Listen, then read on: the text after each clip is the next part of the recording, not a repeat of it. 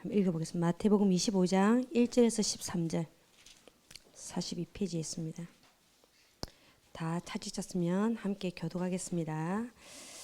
그때의 천국은 마치 등을 들고 신랑을 맞으러 나간 열 처녀와 같다리니 미련한 자들은 등을 가지되 기름을 가지지 아니하고 신랑이 드디움으로 다 졸며 잘세. 이에 그 처녀들이 다 일어나 등을 준비할세.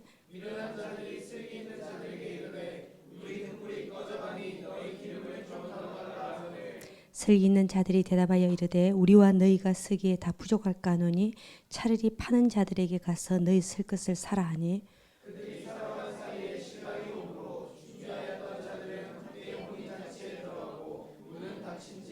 그 후에 남은 처녀들이 와서 이르되 주여 주여 우리에게 열어주소서.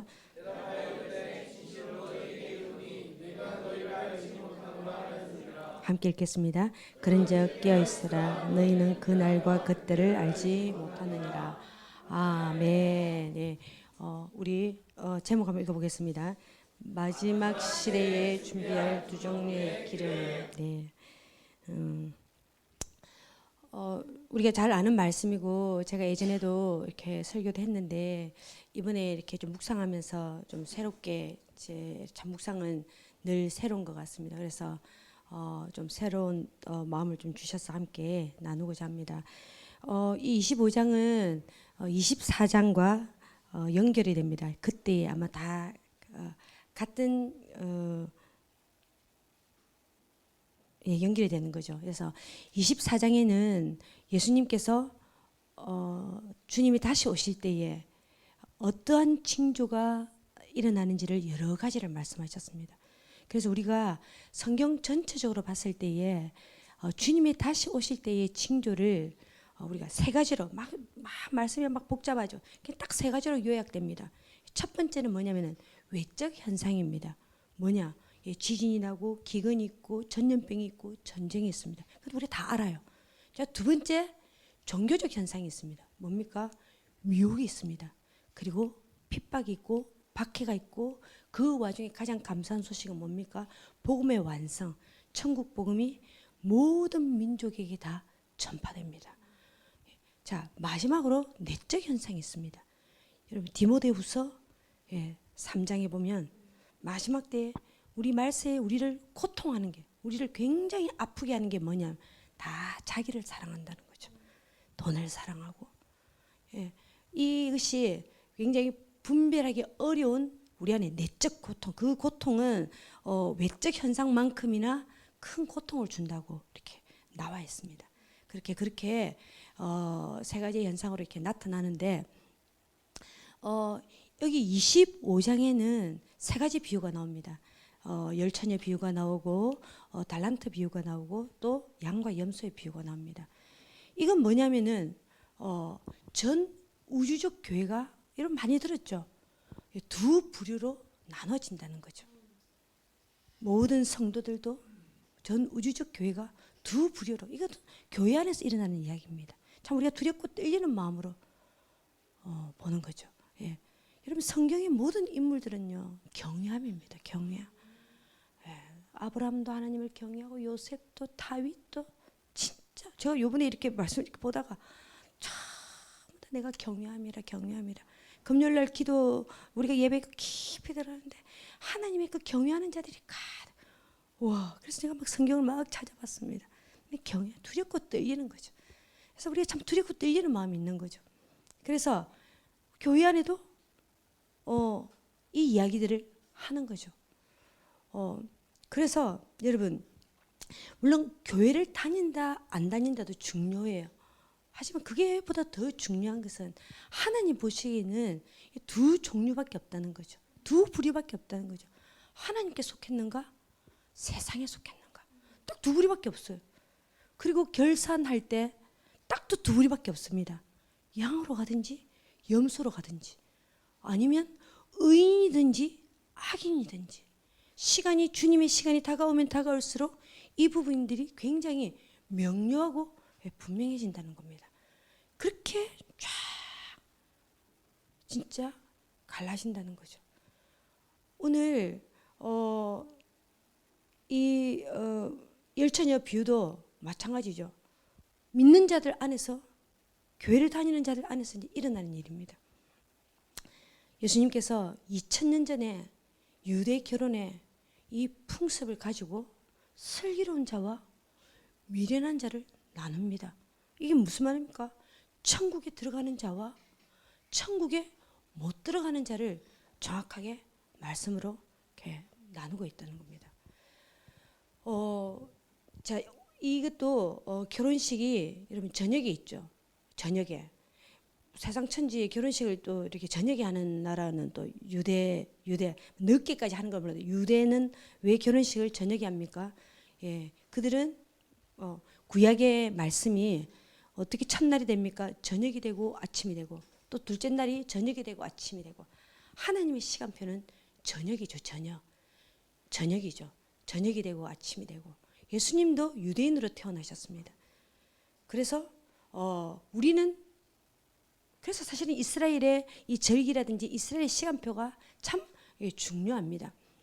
우리가 한때 그 절기에 대해서 이렇게 참 많이 공부도 했는데 어쨌든 주님의 이 다시 오심의 시간이 이스라엘의 시간표, 하나님의 이 시간표와 매우 밀접하다는 거죠. 어쨌든 이 유대 이 풍습에서 예수님이 이제 저녁에 이제 결혼을 오는데 유대인의 결혼 풍습은 세 가지 단계가 있습니다. 간단하게 말하면 그런 거죠. 신랑이 지창금을 들고 와가지고 신부집에 옵니다. 신부집에 오면 지창금을 주고 나면은 결혼이 이제 계약이 되는 거죠. 여러분 지금도 막 인도 뭐 무슬림의 그 지창금 때문에 얼마나 사건 사고가 많이 일어나는지 모릅니다. 어느 나라는 여자가 남자한테 지창금을 주고 어떤 나라는 남자가 여자를 지창금을 받아요. 하여간 뭐 요번에 영국 총리가 그 지창금을 전 세계에서 요번에 인도 총리가 됐는데 지창금을 1조를 받았대. 1조를. 그래서 역대 가장 부자 총리 영국 총리가 요번에 몰라요. 관심 없어요. 하여튼 그렇다는 거죠. 예. 그만큼 지금도 그 지창금 문화가 내려오고 있다시피 그 당시에 이 유대인들이 그렇게 1단계가 되고 나면 계약이 성립되는 거죠. 그 다음에 2단계는 신랑이 신부와 함께 살 집을 마련하러 가는 동안 신부는 약혼이 되는 거죠. 약혼을 하게 되면 신랑을 기다리죠. 옷도 맞춰야 되고 우리 할 게 많잖아요. 근데 그 시간이 1년 이상 된다는 거죠. 그렇게 기다립니다. 그래서 여러분 마리아가 정혼을 했는데 약혼 단계죠.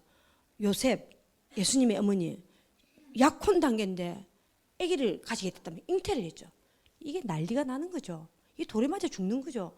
약혼 단계면 신랑만을 기다리면서 바라보고 준비하고 있어야 되는데 임신을 하고 왔어요. 이게 놀라운 일이죠. 예, 그런 것처럼 약혼 단계가 유대인에는 반드시 있어야 된다는 거죠. 저희 때도 거의 다 약혼식을 있었거든요. 하여튼 그리고 나서 이제 세 번째 단계가 결혼을 합니다. 신랑이 오죠.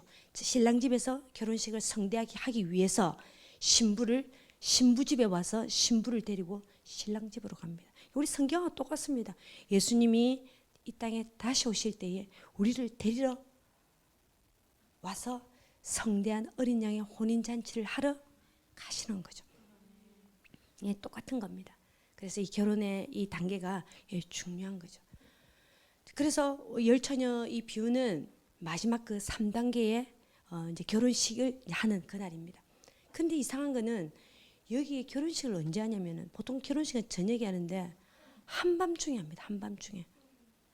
한밤중에 밤의 정중앙 가장 깊은 밤에 한다는 거죠. 그래서 주석에 보면은 한 새벽 1시, 2시. 여러분 예식을 그때 올린다는 거는 그 이상한 일이잖아요. 너무 늦은 시간이라는 거죠. 자, 여기에 의미가 있는 거죠. 한밤중에 너무 늦게 오시고 한밤중에 결혼식을 합니다. 한밤중에 결혼식을 하는데 자, 여러분 참 이상한 건 구원의 시작도 한밤중이었습니다. 우리가 출애굽을 할 때에 유월절 어린 양 그 애굽 땅에서 출애굽할 때도 한밤중입니다. 다 자기 집에 어린 양의 그 보혈을 덮고 그 밤에 막 나와야 됐습니다. 물론 이 뜻은 주님이 다시 오실 때 온 땅의 죄악이 너무나도 깊고 그 더듬어서 볼 수 없을 만큼 그 어둠의 때에 주님이 오신다는 것도 맞지만 구원의 시작도 구원의 완성도 한밤중이라는 것은 뭐냐면 주님이 도적같이 오신다는 거죠. 여러분 우리가 다 구원받았을 때 마찬가지로 우리가 제 주님을 인격적으로 만났을 때 마찬가지로 여러분 어떤 예고도 없었습니다. 그냥 어느 날 그분의 전적인 은혜로 우리가 구원을 받았습니다. 이게 전적인 은혜였습니다. 우리가 우리가 구원받을 줄 알고 기도를 40일간 금식 기도하고 안 그랬습니다. 그냥 그분의 전적인 은혜로 우리가 성령님이 오시고 우리가 거듭났습니다. 근데 마지막 날은 그렇지 않다는 거죠. 마지막에는 반드시 우리가 준비해야 된다는 겁니다. 시작은 그냥 아무 준비 없이 시작이 되었지만 끝날은 마지막 날은 정말 깨어 있으면서 준비해야 된다는 겁니다. 제가 이때까지 이 비유는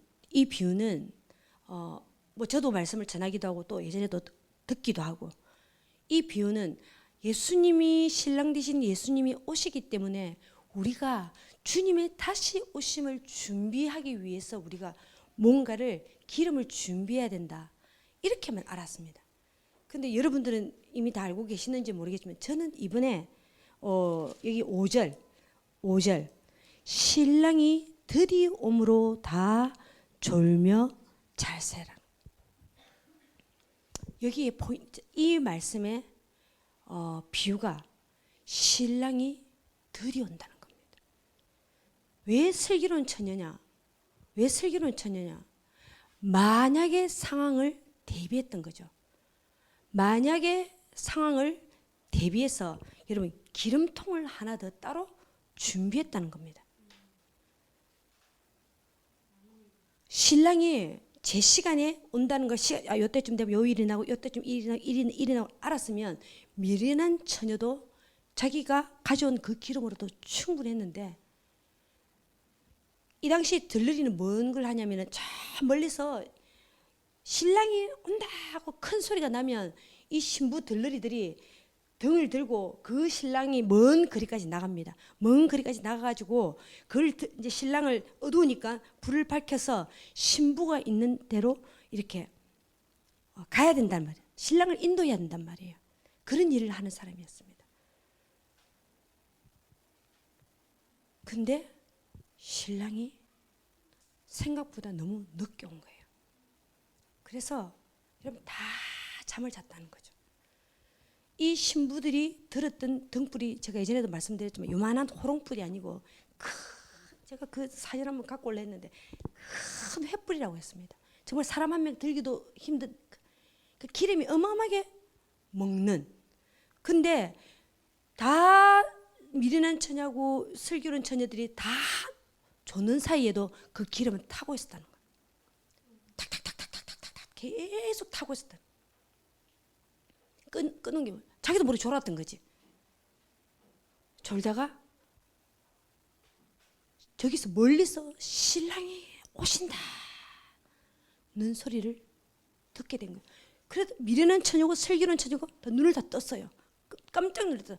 그때 슬기로운 처녀는 충분한 여분의 기름통을 들고 왔기 때문에 기름을 여러분 흥급이며 이런 게 다 새까맣게 돼요. 그 기름을 흥급이랑 다 교체하면서 그 기름을 다시 부어서 들고 나가는 거죠. 미련한 처녀는 만약의 상황을 대비해서 그런 일이 무슨 일어날까봐 뭘 들이오겠어? 그러면서 자신이 딱 했기 때문에 당황한 거죠.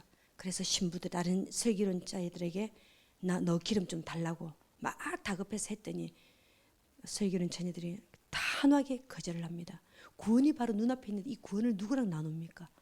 구원을 가족과 나눠요. 내 친한 친구와 나눠요.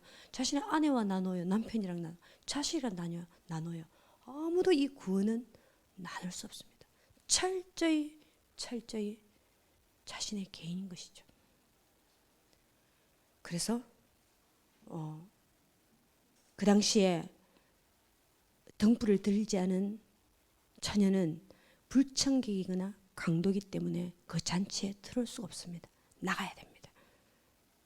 그래서 이 신부들이 그를 놓친 거죠. 아무리 문을 두드렸지만 문을 열어주지 않습니다.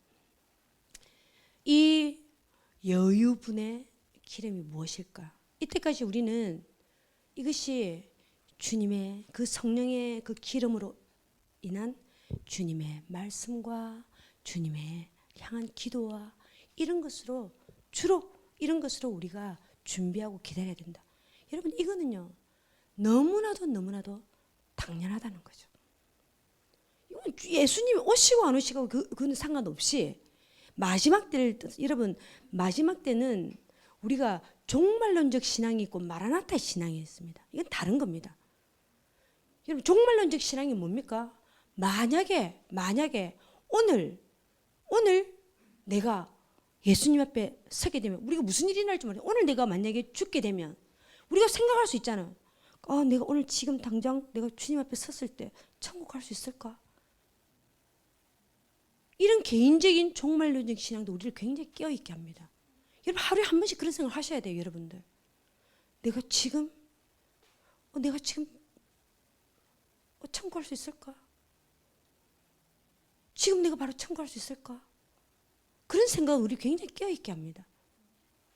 이게 개인적인 종말론적 신앙이죠. 근데 마라나타 신앙은 우주적인 종말인 거죠. 우주적인 구원인 거죠. 다른 거죠.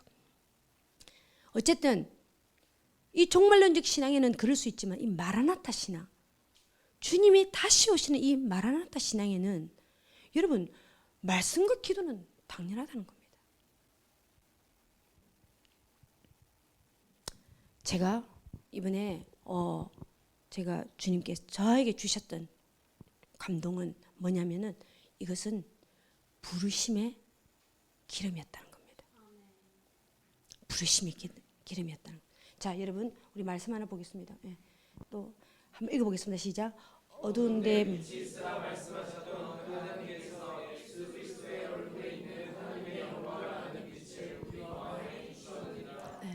자, 여러분 고린도후서는 복음에 대해서 이야기를 합니다. 여러분들이 진짜 복음을 아느냐? 여러분 우리는 예수를 믿는다는 것은 새로운 피조물입니다. 하나님이 우리가 복음을 받아들일 때에 우리한테 새로운 창조가 있었다는 거죠. 예전에도 우리가 좀 말씀드렸어요. 저는 이 말씀을 볼 때마다 여러분 어두운 데 빛이 있어라. 그 창조 때에 혼돈과 흑암과 공허와 이곳에 빛이 있으라 했더니 그 어둠과 혼돈과 흑암 가운데 있는 그 어둠이 갈라졌습니다. 마찬가지로 어두운 데 빛이 있으라 말씀하셨던 그 하나님께서 예수 그리스도의 얼굴에 있는 하나님의 영광을 아는 빛을 우리 마음에 비췄다고 했습니다. 마찬가지로 우리가 복음에는 여러분 고린도서에는 복음에도 광채가 있는데 그 광채의 이름이 뭐냐면 영광의 복음의 광채라는 겁니다. 여러분 복음이 우리에게 그 광채가 얼마나 강렬한지 내 안에 들어왔을 때에 흑암과 공허함과 그 모든 혼돈이 세상 신이 그동안 줬던 이 모든 것들이 반드시 떠나간다는 것입니다. 그래서 우리가 여러분 하나님이 아담에게 그 코에 생기를 불어넣은 것과 똑같이 우리에게 코에 생기를 불어넣어 주셨다는 것입니다. 여러분은 그런 적 없으세요? 여러분 우리가 예수를 믿기 전에 세상 많은 사람들이 예수 믿는 사람도 마찬가지예요. 쾌락을 즐깁니다. 쾌락에는 잠깐의 즐거움이 있겠죠. 여러분 왜 사람들이 쾌락을 즐기느냐? 우리가 예수 믿기 전에 제가 쾌락을 즐겼다는 게 아니라 예수 믿기 전에 저는 참 그런 고민을 많이 했습니다. 왜 이래 허무하지? 왜 이래 공허하지? 사춘기 때부터 늘 그런 생각. 왜 이래 허무하지? 왜 이래 공허하지? 진짜 우리 안에 여러분 그 어떤 정서보다도 이게 강한 것입니다. 그 공허함과 그 허무함을 달리려고요. 사람들이 별짓을 다 합니다. 근데 이 복음이 저는 그랬습니다. 이 복음이 딱 들어오니까요. 저는 비만 오면 저는 비 오는 날 진짜 좋아했어요. 그 공허함과 그 허무함을 즐기는 거죠. 너무 싫은데도 너무 즐기는 거죠. 그 비 오는 우리 엄마도 맨날 우리 엄마 저분 이 참 이상해. 왜 맨날 비 오는 날만 기다리냐. 그렇게 허무하더라고. 그 공허하더라고. 예수를 딱 믿으니까 우리 안에 이 허무함, 공허함, 흑암 확 그냥 나가는 거죠. 여러분 하나님을 온전히 채워지지 않으면요. 우리 늘 허무해요. 우리 늘 공허해. 내가 이러면 뭐해? 늘 그런 생각이 들어오는 사람들은요. 내가 이래 하면 뭐해? 내가 그건 자기를 돌아보는 것이 아니라 자기 성찰이 아니에요. 허무함이에요. 그 공허함이에요. 하나님을 온전히 안 채워지면요. 항상 그 빈 공간에 그게 들어옵니다. 여러분 복음의 광채는요. 영광의 복음의 광채가 우리 안에 지금 담겨져 있습니다. 우리 안에서 지금 이 빛이 나가야 된다니까요. 이 빛이 나가야 된다니까요. 그렇게 우리가 구원의 감격을 1차적으로 가집니다. 근데 또 좀 있다가 이 구원의 감격이 오래 못 가고 다시 신앙생활을 오래 한 주변에 많은 사람들을 봐보세요. 오래 무슨 매너리즘인지 모르겠어요. 눈은요. 예수 믿는 눈이 희물근하고요. 예? 왜 그렇습니까? 기도를 하고 그 절박함 가운데에 이것도 채워주시고 저것도 채워주시고 이것도 채워주시고 여러분 그렇게 해서 우리가 안락해지잖아요. 그러면 우리 마음은요. 대부분 다 세상 가운데 마음이 돌아갑니다. 야고보서에 어떻게 나와 있습니까? 가늠한 자들아 세상과 벗하는 것이 하나님과 원수된다고 했습니다. 어느 날 보니까 세상과 또 슬금슬금 세상과 벗해 이게 하나님과 원수된다는 거죠. 왜 그렇습니까? 여러분 부르심을 모르기 때문인 그렇습니다.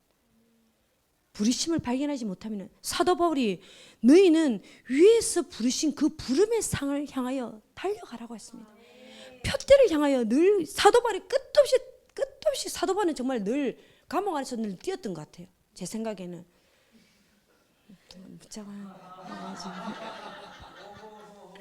예. 안 웃어도 됩니다. 저 웃으라고 한 거 아니에요. 그냥 저 생각나니까 하는 거예요. 늘 사도 바울의 인생은 그냥 늘 달렸던 거죠. 저는 이 본문을 보면서 늘 제가 궁금했던 게 하나 있었어요. 왜 신부를 주인공을 하지 않았을까?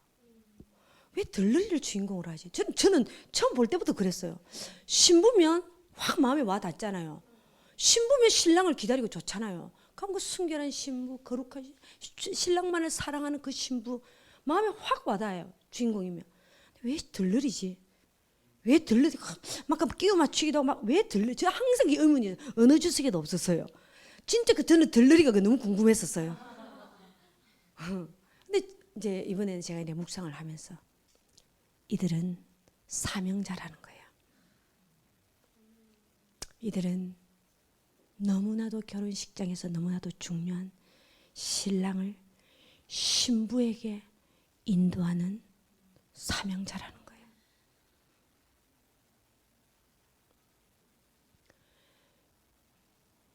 왜 신랑이 드디어냐? 왜 신랑이 드디어냐? 지금 이 땅에도 수많은 저 북한도 저 무슬림 지역도 얼마나 많은 신부들이 절규하고 고통 가운데 마라나타를 외치고 있는데 왜 신랑이 드디어 오는가? 말씀 하나 보겠습니다. 예, 한번 읽어볼게요. 시작. 주의 약속은 어떤 이들이 더디다고 생각하는 것 같이 더딘 것이 아니라 오직 주께서는 너희를 대하여 오래 참 아무도 멸망하지 아니하고 다 회개하기에 이르기를 원하시니. 아멘. 우리 하나님은 한 가지밖에 없죠. 더디 오시는 이유가 진짜 하나님의 사랑하는 자들이 멸망치 않고 그냥 돌아오는 게 아니에요. 회개하기를 이르세요. 여러분 마지막 때는 여러분 회개하셔야 돼요. 예수만 믿는 여러분 주여 주여 한다고 우리가 다 들어가는 게 아니에요. 내가 니 모른다고 해요. 몰라서 모릅니까? 다 알죠. 주님의 뜻대로 하지 않는 자들은 여러분 주님이 다 회개하라는 거죠. 드디어 오시는 이유는 한 명이라도 이 땅에 그 고통과 절규 가운데 있는 그리스도의 신부들의 그 고통 소리보다 하나님의 마음에는 사랑하는 자들이 하나님께 돌아오지 않고 지옥으로 떨어지는 그 고통의 신음소리가 훨씬 크다는 거죠.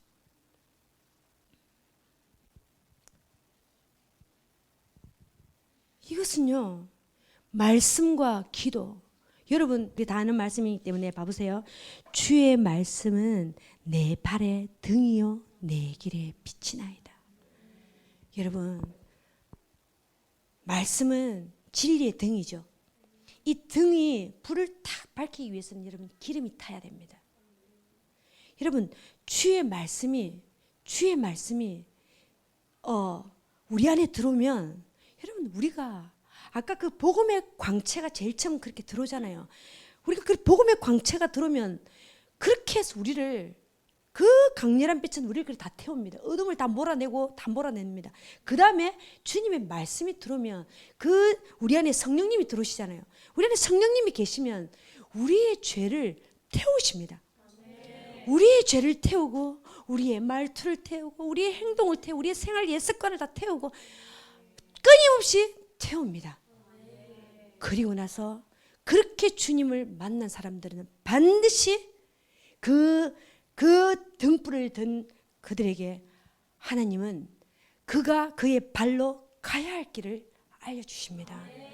그가 가야 할 길, 그 길에 빛을 비추어 주신단 말입니다. 그 길이 내 사업의 길, 내 결혼의 길 이게 아닙니다. 그래서 그 안에 있는 거죠. 다 그 안에 있는 거죠. 내가 누구와 결혼할 것이며 내가 무슨 직장을 가질 것이며 내가 어떤 학교에 들어갈 것이며 내가 누구를 만날 것이며 이 모든 것은 그 진리에 여러분 그런 것 주님이 그렇게 막 안 가르쳐 주십니다. 이 정확한 표대가 우리가 있을 때에 이 안으로 이것이 다 들어오는 거죠.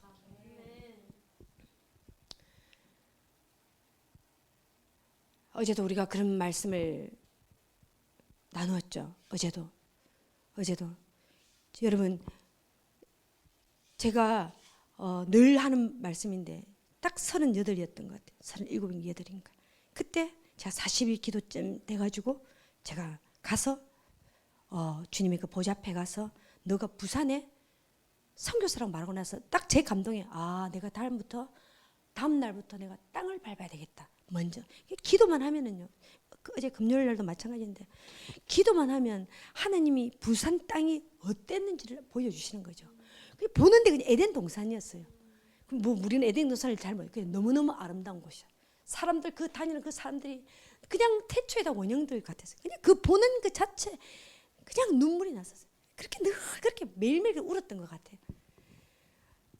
그 땅을 딱 밟는 그날 제가 예전에도 말씀드렸는데 제가 땅을 받으러 이제 사람들 이제 모았단 말이에요. 제가 그걸 비전을 나누고 땅을 이제 1년을 밟을지 1년을 밟을지 우리 장시간 딱 밟으러 딱 나가는데 우리 아버지가 쓰러지신 거죠. 쓰러지셨는데 그게 앞으로 이렇게 어떤 모서리에 이렇게 바로 딱 쓰러져가지고 피가 우리 집에서 저만 운전했다는 거죠. 저만 운전하고 아버지는 운전을 못해요. 우리 집에 운전하는 사람이 그때 없었어요. 그때 저한테 전화가 왔죠. 빨리 와라. 피가 막 철철철철 흐르니까 그때는 지금처럼 119가 막 그렇게 막 일상화되고 막 그렇지 않았습니다. 그러니까 그때도 제가 참 신앙이 어렸는데도 하나님 앞에 그 즉시로 딱 기도했습니다. 주님, 제가 지금 몇 시에 땅을 다 밟기로 약속을 했는데 제가 주님 어떻게 할까요? 주님이 너는 본토 친척 아비집을 떠나 내가 지시한 땅으로 딱 가라. 너무 정확하게. 알겠습니다. 부모님한테 너무너무 미안하죠. 그때 뭐 택시를 타고 가셨는지 이제 병원에 가니까 그나마 이마 쪽으로 찢어져 가지고 이제 이렇게 꼬매기만 하면 눈도 괜찮고 그랬던. 여러분 우리가 저는 여기 계신 분들 왜 이 교회는 영적인 이야기를 자주 하지? 너무 영적인 거 아니야? 예수를 믿을 때부터 이 영적인 실체, 영적인 전쟁, 영적인 기도, 이 영의 세계를 알려주셨어요. 이 영의 세계가 얼마나 정확한지, 이 영의 세계가 어떠한지 내가 알기를 원하셨어요. 뭐 영적이다? 뭐가 영적이죠? 영적이다? 우리가 보고 들었던 거, 체험했던 거, 하나님이 전하는 거죠. 어디를 가려고 해보세요. 그 작은 아이들, 이런 아이들을 사단이요 겁을 주는 거죠. 늘 위협을 주죠. 겁을 주죠. 예? 몸이 아프고 얼굴이 붓기가 이만큼. 제가 이제 단기성이 나가려고 하는데 이 다리하고 온 몸이 붓기가 이만큼. 겁을 딱 주죠. 딱 기도하고 저는 떠나는 거죠. 응? 남편이 암이 걸려? 그래서 또 하나님이 얻은 땅을 가라면 그냥 가는 거죠. 여러분 이 영적인 실체를 아는 게 여러분 깨어 있다는 것은요. 이 영적인 실체를 우리가 느끼고 우리가 준비하고 하는 거죠. 그렇게 했지만 그렇게 부산 땅을 기도를 하고 또 뭐 우리 교회 생겨서도 마찬가지로 부산을 섬기는 목사님들과 이때까지 기도하고 했어요. 그리고 또 우리 여기 또 지금도 계속 말을 합니다. 근데 제가 며칠 전에 그런 마음이 들었어요. 뭐 보이는 게 없어요. 뭐 열매가 없는 것 같아요. 주님이 다시 한번 그런 말씀을 하셨어요. 아브라함을 봐라. 아브라함이 그 갈대아 우를 나와가지고 내가 그 본토 아비집을 떠나 지시한 땅으로 가라 그랬어요. 갔는데 후손에 대한 약속, 이 땅에 대한 약속을 받았지만 아들 한 명도 안 줍니다. 그 25년을 기다려요. 아들 한 명을 안 줍니다. 근데 참 중간에 참 아이러니한 것은요. 하나님이 너무 기다리다 지쳐 우리가 딱 낙심하려고 우리가 딱 좌절하려 하잖아요. 그러면 하나님이 찾아오십니다. 찾아오셔가지고 내가 지극히 큰 상급이고 또 밖을 데리고 나가지고 하늘의 별들을 봐라. 그럼 또 다시 감동을 먹고 또 믿음으로 또 갈 수 있는 힘을. 물론 중간에 이스마엘 낳기는 낳았지만 더 결정적인 것은 그 땅에 갔어요. 땅이 실크만 오만 고생을 다 갔는데 사라가 죽었어. 근데 사라 묻힐 땅 매장지 하나가 없어가지고 그 헤브론 그 땅을 비싼 돈에 그냥 아브라함이 사줘. 뭐예요? 그렇게 자기 갈대아에서 그 부잣집에서 그 펜트하우스에 살다가 그 와가지고 땅인데 와이프가 죽었는데 그 사랑하는 사라가 죽었는데 매장지가 하나 없어요. 매장지가. 그때 그 아브라함의 마음이 어땠을까?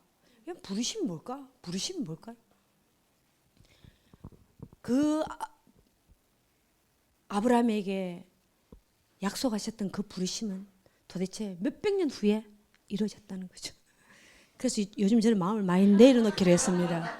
예, 여러분 진짜 또 좌절하고 해도 우리 안에 또 여러분들이 우리 교회에 오셔가지고 동일한 이 부르심을 향하여서 우리가 달려간다는 거죠. 여러분 우리 손에는 이 부르심의 큰 이 여유의 기름통이 있습니다. 반드시 진짜 어제도 수요일도 금요일도 토요일도 참 좋더라고요. 같은 부르심 안에서 우리가 달려가니까. 자, 두 번째는 마라나타의 기름입니다. 예. 자, 오늘 요거를 이제 짧게 하고 마치겠습니다. 이 말씀은 제가 오늘 포인트가 신랑이 드디어 오므로 다 졸며 잘 새입니다.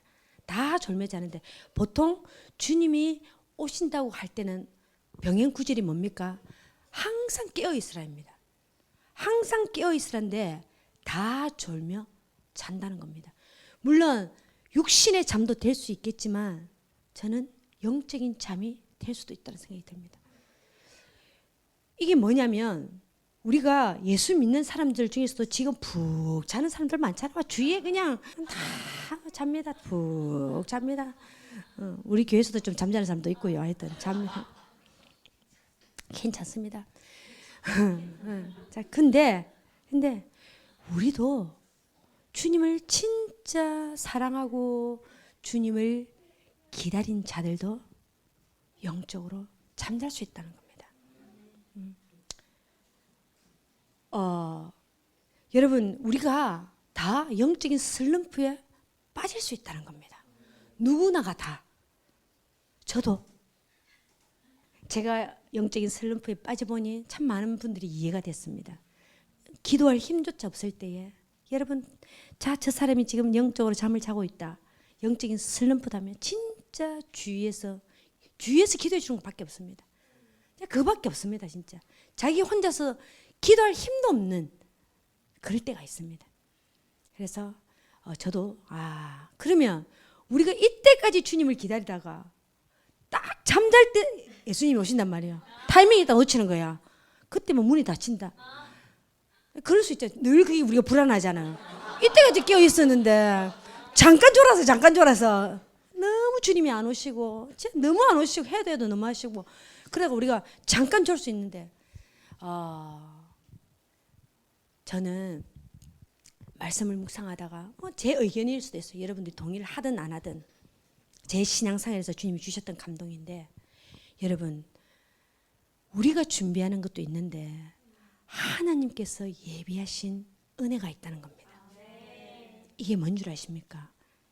뭐 또 영영거린다고 하는데 마라나타의 영성입니다. 신부의 영성입니다. 여러분 갈망함입니다. 맨 마지막에 말씀이 맨 마지막이 뭡니까? 이거 무슨 내가 진실로 속히 오리라 하시거늘 아멘. 주 예수여 오시옵소서. 주 예수의 은혜가 모든 자들에게 있을지어다. 아멘.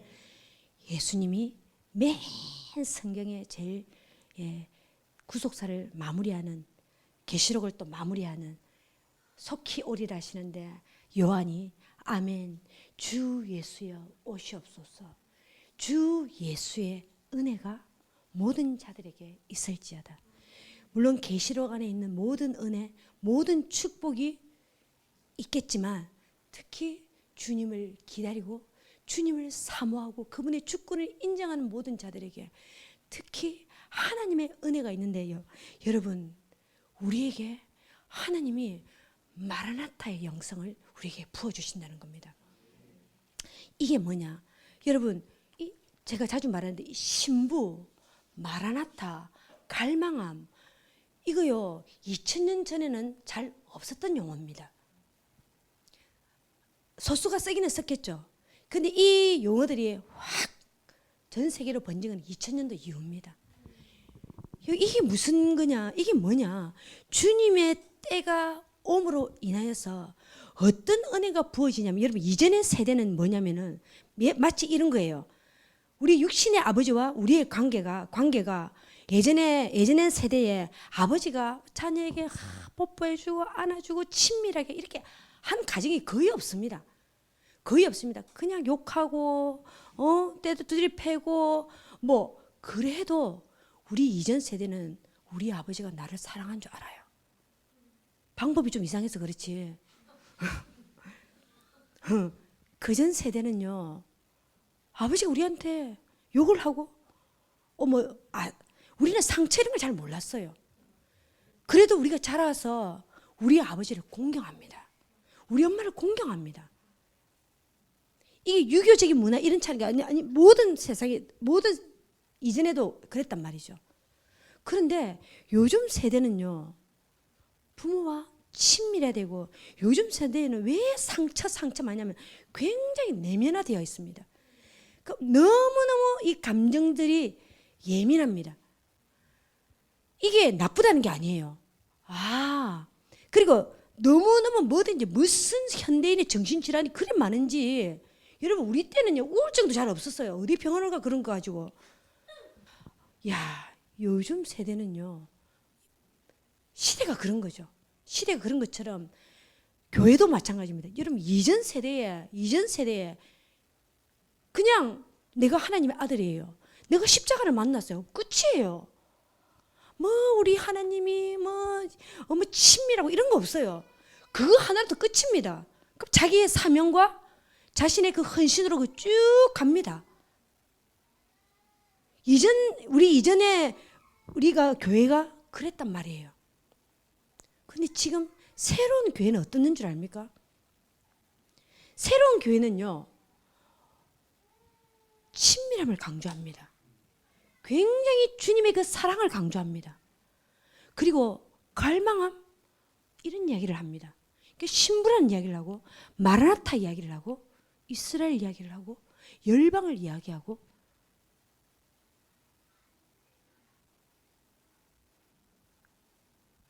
이게 나이가 많다, 나이가 젊다, 예수를 이제 믿었다, 예수를 늦게 믿었다, 이게 아니라 하나님께서 새로운 교회, 새로운 기름 부음, 새로운 하나님의 그 영성으로 교회를 새롭게 한다는 겁니다. 이전에 하나님이 두셨던 그런 교회는 하나님이 그대로 존중을 하고, 이 새로운 이 마라나타의 은혜를 주시는 이들에게는 이러한 마음들이 부어진다는 겁니다. 여러분 인정을 하든 인정 안 하든 상관이 없습니다.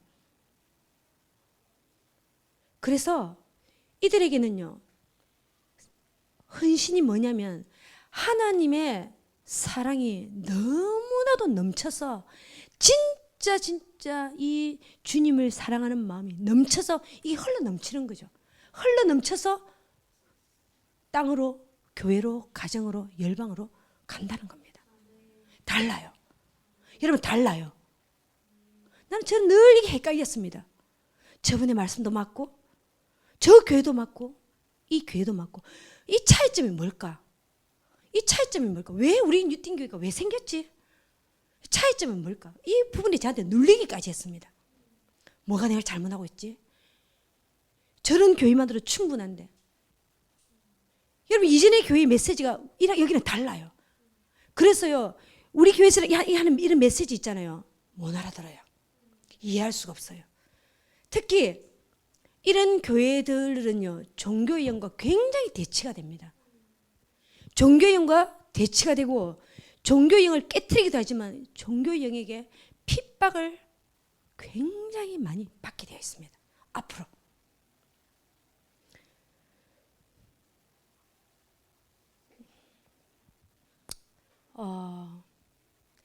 여러분 종교의 영을 가진 자들에게 주님의 그 갈망함, 신부의 영성, 마라나타의 영, 주님의 다시 오심,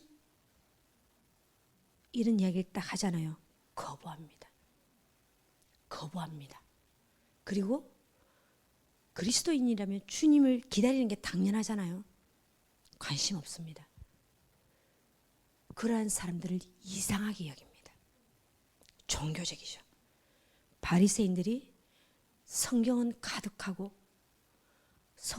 일주일에 2번을 금식하고 늘 교회에서 살지만 생명 되신 예수님을 못 알아봤습니다. 똑같은 거예요. 우리 뉴띵 같은 교회는 앞으로 굉장히 핍박을 받을 수 있습니다. 이번에 박혁 이런 친구, 그 친구 뭘 잘못했어요? 이야기 들으면 그 친구는 청년 때 주님만을 사랑했어요. 아무것도 안 보고. 진짜 순결하고 거룩한 신부더라고요. 내가 잠깐 들었는데, 다른 지체한테 들었는데, 그러면서 그 지체가 청년의 때를 구별해서 주님 앞에 완전히 드렸구나. 찢어지게 가는 돈이 없어서 차비도 없을 때 주님을 죽도록 사랑했는 어느 날 갑자기 그 친구를 하나님이 세웠는데요. 신앙을 안 했다는 이유로, 사람을 살렸다는 이유로 지금 한국 교회가 떠들썩합니다. 걔를 거의 죽입니다. 지금 무서운 일이에요. 무서운 일이에요. 종교형은 굉장히 무서운 겁니다.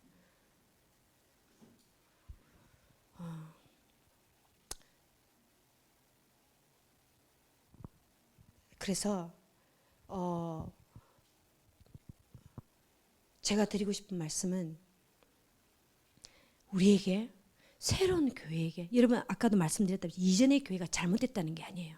그 십자가 하나만 붙드는 교회, 아주 근원적인 거 하나만 붙들어도 충분히 교회가 든든히 서고 사명을 다하고 하나님의 수고와 헌신 가운데 있는 교회들을 우리가 분명히 존중해야 돼요. 근데 우리는 어쩌면 어떤 교회에서도 존중받지 못하고 인정받지 못할 수가 있다는 거죠. 하지만 우리들에게 우리가 때로는 너무나도 정말 여러분 이 롯의 심령이 고통 가운데 있었던 것처럼 우리가 이 땅을 중보하고 이 땅에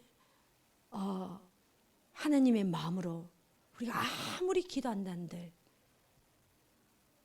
그렇게 우리가 하다가 때로는 지친다 할지라도 우리가 영적으로 잠깐 잠을 잔다 할지라도 하나님은 우리에게 큰 은혜가 뭐냐, 우리에게 이 갈망하는 마음, 신랑을 기다리는 마음, 이 마음을 주셨기 때문에 우리가 잠깐 잠을 잘지라도 이러한 메시지를 듣고 주님의 이 사랑의 메시지를 듣게 되면 우리가 자면서도 번쩍 잠에서 깨어나면서 그분 앞에 달려갈 수 있다는 것입니다.